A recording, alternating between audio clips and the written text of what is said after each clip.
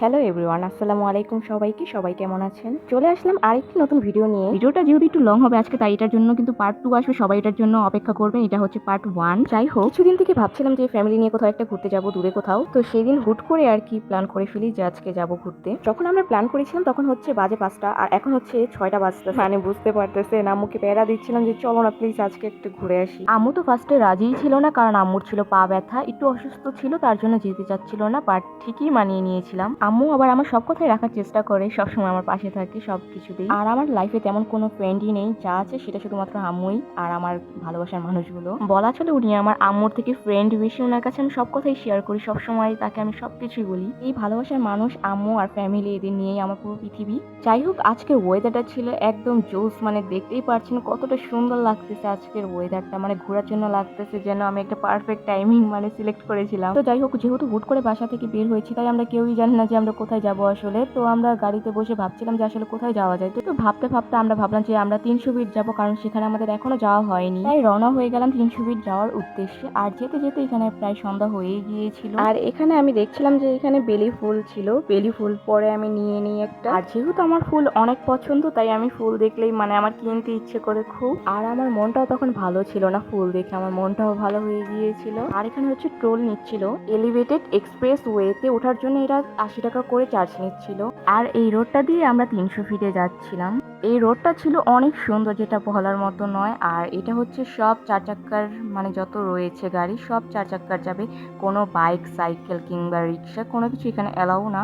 এক কথায় বলা চলে 2 চাক্কার কোনো কিছুই এই রোডে চলা একদমই নিষেধ। আর আমি যতটুকু এই রোডটা সম্পর্কে শুনেছিলাম সেটা হচ্ছে এটা নাকি 7 তালার সমান, মানে 7টা তালার উপর ব্রিজ হয়েছে। 7টা ব্রিজ নাকি, আমি সেটা ঠিক মতো বলতে পারছি না। যেহেতু আমি এখানে নতুন গিয়েছিলাম, তাই এটা সম্পর্কে আমি বেশি একটা জানি না। তো যাই হোক, কথা বলতে বলতে আমরা এসে পড়লাম 300 ফিটের এখানে। এখানে এসে আমি একটুখানি গাড়িটাকে থামিয়ে তারপরে হচ্ছে কিছুটা ছবি টুবিহীন ভিডিও করছিলাম, কারণ রোডটা মানে এটা দেখার জন্যই তো আমি এত দূর কষ্ট করে এসেছি, তাই না বলেন? তো ছবি ভিডিও করা শেষ হয়ে গেলে তারপরে আমরা আবারও রওনা হয়ে যাই। ভাবছিলাম আরেকটু কিছু দূরে যেয়ে ঘুরবো কোথাও। তো 300 ফিটের আরেকটু ভিতরে যাই, ওখানে যেয়ে আবারও কিছু ভিডিও শুট টুট নেই। তারপরে ওখান থেকে আমরা কোথাও এটা যেন একটা এসেছিলাম। এটা একটু গ্রাম গ্রাম টাইপের ছিল, মানে একটুখানি গাছগাছালি দিয়ে ভরা ছিল সম্পূর্ণ। আর এখানে একটা মেলা হচ্ছিল, মানে এটা মেলা নাকি পার্ক আমি ঠিক জানি না, কিন্তু খুব সুন্দর ছিল, বাহির থেকে দেখে বোঝা যাচ্ছে।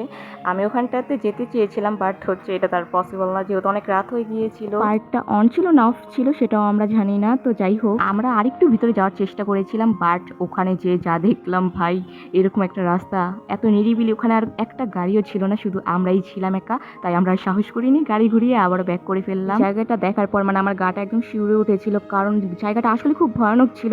একদম ঘুটঘুটে অন্ধকার, একদম নিরিবিলি, একটা মানে শব্দও ছিল না, একটা আলোর মানে ছায়াও ছিল না সেখানে। সেই কলিজার হয়ে ওঠে নাই, আর ভিতরে যাইনি। তো যাই হোক, আর অনেকটা সময় ঘোরাঘুরির পর আমাদের একটু ক্ষুধা পেয়ে যায়, যার জন্য আমরা এখানে একটুখানি ব্রেক নিই। ব্রেক নেওয়ার পরে আমরা চিপস, চকলেটস আর হচ্ছে একটু ড্রিঙ্কস নিই। তারপর যেতে যেতেই ভাবছিলাম যে খেয়ে ফেলবো এখানে গাড়িতে বসেই, তাই হচ্ছে এখানে আমরা চিপস টিপস চিড়ে একদম খাওয়া শুরু করে দিয়েছি। একটা জার্নি করার পর সবারই আর কি টুকটাক খিদে পেয়ে গিয়েছিল। দেন আমরা আবার একই রোড দিয়ে বাসায় যাওয়ার জন্য ব্যাক করি। 300 ফিট রাস্তা হয়ে আবার আমরা বাসার দিকে যেতে থাকি। আর 300 ফিটটা যখন নতুন নতুন হয়েছিল, তখন যখন সবাই যাচ্ছিল, আমারও খুব ইচ্ছে যাচ্ছিল যে আমি 300 ফিট যাবো, একটা ড্রিম ছিল এক কথায়। যাই হোক, যেতে যেতে আমি এখানে একটা অদ্ভুত একটা গাড়ি দেখি, যে গাড়িটা দেখে আমি বলছিলাম যে এটা তো ঠিক ভূতের মতো লাগছিল।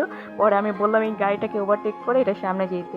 পরে আমি সামনে যেতে কি এটা আসলে ভয়ানক। পরে টাটা বাই বাই দিয়ে আমরা আবার বাসার দিকে চলে যাই। এলিভেটেড এক্সপ্রেস ওয়েতে হচ্ছে টোল নিচ্ছিল, মানে এই ব্রিজ আমরা যতবার পার করব ততবার এখানে টোল নেবে 80 টাকা করে। এখানটাতে দেখেন আমি হাত বাহিরে বের করেছি, কত বাতাস, মানে লাগছিল আমাকে উড়িয়ে নিয়ে যাবে। তাই বেশি আর দেরি করি না, ভিতরে আবার হাত ঢুকিয়ে নেই। যাই হোক, ছোট্ট একটা ড্রিম ছিল, সেই ড্রিমটা আমার আজকে পূরণ হয়ে গেছে। আর একটা সত্য কথা বলতে, আমার সব ড্রিমই কিন্তু খুব মানে তাড়াতাড়ি পূরণ হয়ে যায়। আল্লাহ আমার দোয়াগুলো খুব তাড়াতাড়ি কবুল করে নেয়। আলহামদুলিল্লাহ দিলে আল্লাহর কাছে আমি না চাইতে অনেক কিছু পেয়েছি, সবকিছুর জন্য আলহামদুলিল্লাহ। যাই হোক, ভিডিওটা অনেক লং হয়েছে, যার জন্য আমি এখানে পার্ট 2 আসবে। অবশ্যই আপনারা সেই পার্ট 2 এর জন্য ওয়েট করবেন। আমার পাশে থাকবেন। আজকে এই পর্যন্ত। আল্লাহ হাফিজ সবাইকে।